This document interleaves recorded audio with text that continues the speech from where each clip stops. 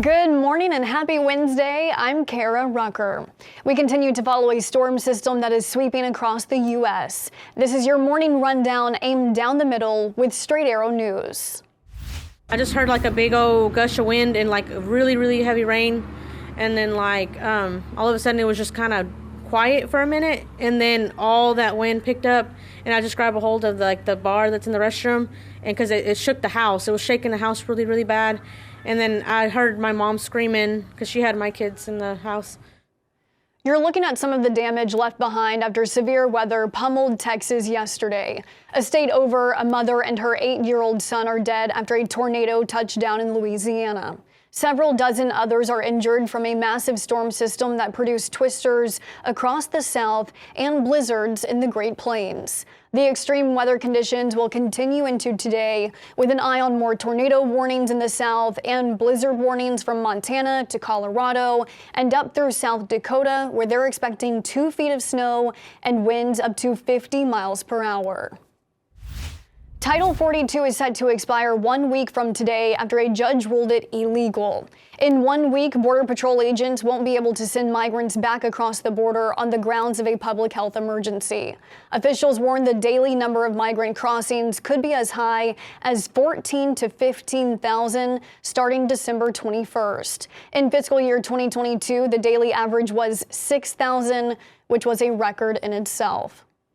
The Biden administration is already appealing to try and keep Title 42. Now 19 states are joining the fight, asking an appeals court to keep Title 42, or at least give them enough time to take the case to the Supreme Court. They've asked the court for a decision by Friday.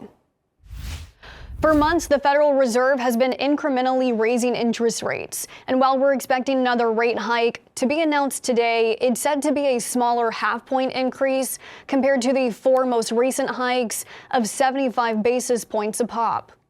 It could be a sign of the times that Americans have finally seen the worst of inflation. The latest inflation report pointed to a drop in things like gas prices, airfares, furniture, and toys. There have been 6 rate hikes so far this year. While it's a move to slow inflation, some experts worry it could trigger a recession. We'll dive further into the numbers in a later report on Straight Arrow News. The CDC has released a new report this morning detailing the amount of deaths related to long COVID.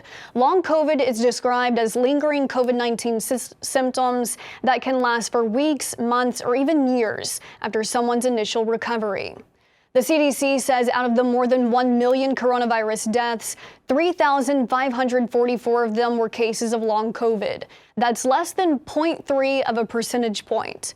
Out of all death certificates that mentioned long COVID, 2 out of every 3 listed long COVID as an underlying cause of death. Common symptoms of long COVID range from difficulty breathing to long-term menstrual cycle changes. It's something medical experts continue to research, as so much is still unknown or unexplained. The late Congressman John Lewis will be honored with a postage stamp next year. The Postal Service saying the stamp celebrates the life and legacy of a lawmaker who was dedicated to civil rights. He marched with Martin Luther King Jr. in the 60s before spending 3 decades in Congress. In all, nearly 60 of his 80 years were spent in public service. John Lewis died in 2020 from pancreatic cancer. Thank you so much for joining Straight Arrow News this morning, where we strive to deliver journalism without agenda. I'm Kara Rucker from the heartland of America. We hope you have a great day.